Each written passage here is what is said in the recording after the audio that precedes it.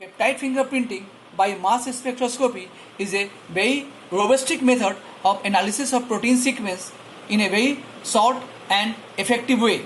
In this method, first the protein to be sequenced is fragmented by trypsin and then purified, and individual peptide generated from the trypsin digestion is analyzed by the amino acid sequence. This method is very important because the separation is based on mass by charge, and thus in this method the analytes, here the protein, have to be ionized so as to make it charged particles, because the analyte to be analyzed is have to pass through a vacuum tube.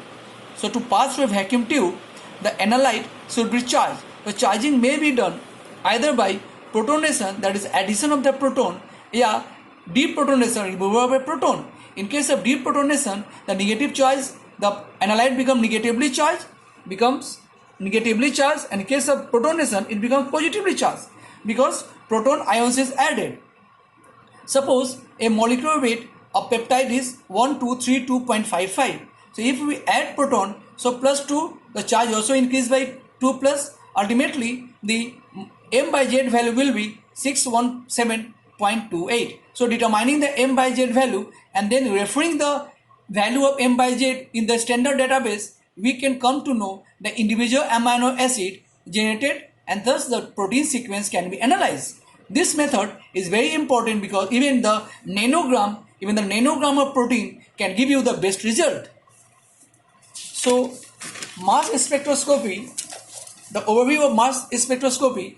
First of all, we have to separate the protein sample in two-dimensional gel electrophoresis and identify the protein of interest. The protein will be separated from the gel, eluted, trypsin digestion into fragmented, and then checked for the individual fragment by simple mass spectroscopy, which will give the molecular weight, and then the individual peptide is subjected to tandem mass spectroscopy M by MSMS to get the individual amino acid of the peptide, and then the consulted in the database. Now the individual amino acid in the peptide will be arranged, and by removing the overlapping sequence, the sequence can be determined.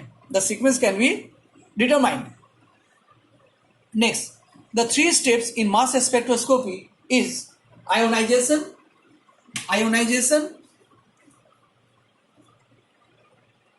analyzer, and detection. Ionization step.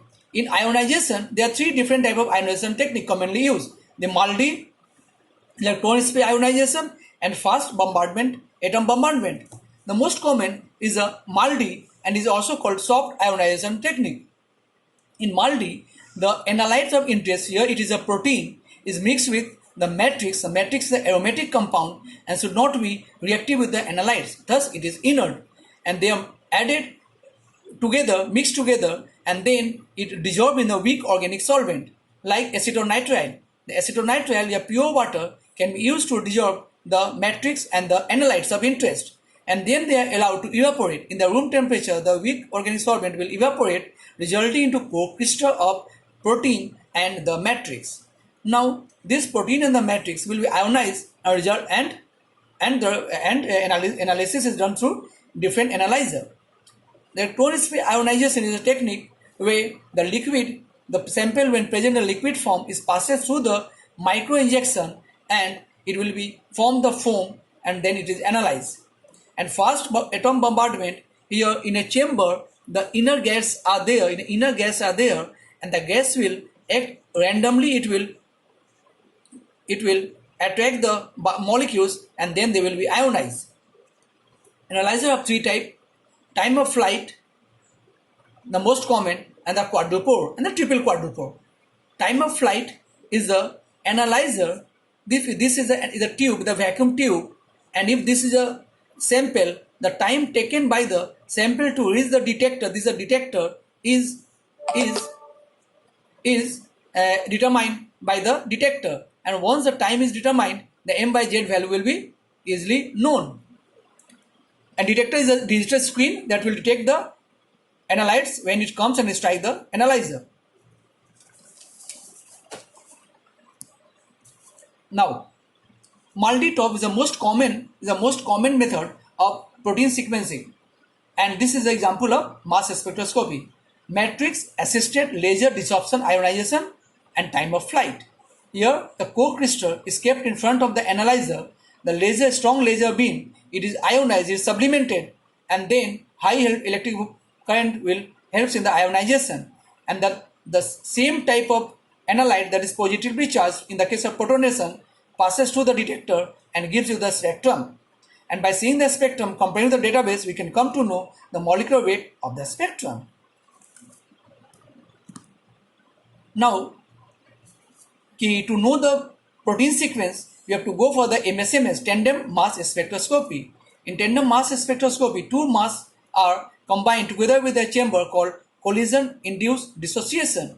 In collision-induced dissociation, there is an inert gas like argon or neon that will break the peptide bond, and individual molecules having one peptide bond breakage will be passed to the MS2, and detector will determine the fragment of by M by Z value. So in first step, when the proteins are trypsin digested, made co-crystal passes to the analyzer, and individual peptides are determined, and then one peptide at a time it is analyzed by MSMS to know the protein sequence. How it is known?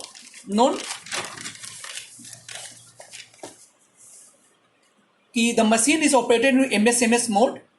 The co-crystal is ionized as a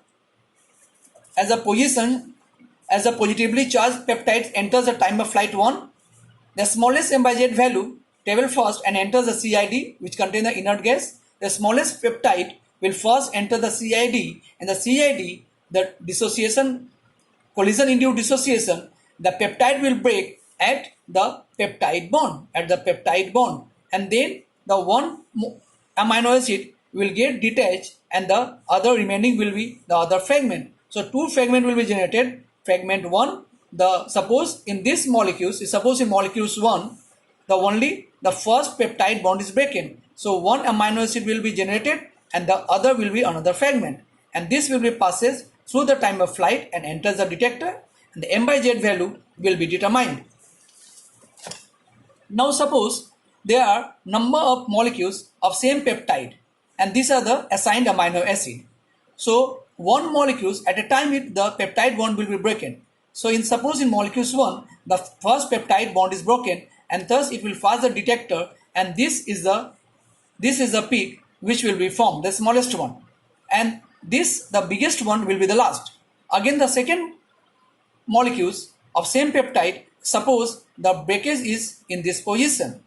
Okay, so this will be 2 amino acid fragment and the remaining 8 amino acid fragment. So this is higher M by Z value, this plus this. So the peak will be this one, M by Z will be this one. And again subsequently this will contain the 3, and randomly, so all the breakage will be, peptide bond will break, but one peptide bond in one peptide molecules, and thus a number of peak will be generated. And to assign which amino acid is present, so it is, you have to find like the differences between the two peak will give the weight of one amino acid. Suppose if the M by Z value is 70, and if this M by Z value is 150, so 150 minus 70 equal to 80. So this 80 you have to compare with the standard database and find out, 80 means belong to X amino acid. So that will be X. And subsequently, you will come to know the individual amino acid. And we know that the C terminal, it is trypsin digested, it will be either arginine or lysine. Thus, we get the amino acid sequence of the peptide. Now, assigning the amino acid of individual peptide which is generated by the fragment of trypsin, by trypsin digestion, will be assigned like this, and then by removing the overlapping sequence, we can come across the complete sequence of the peptide.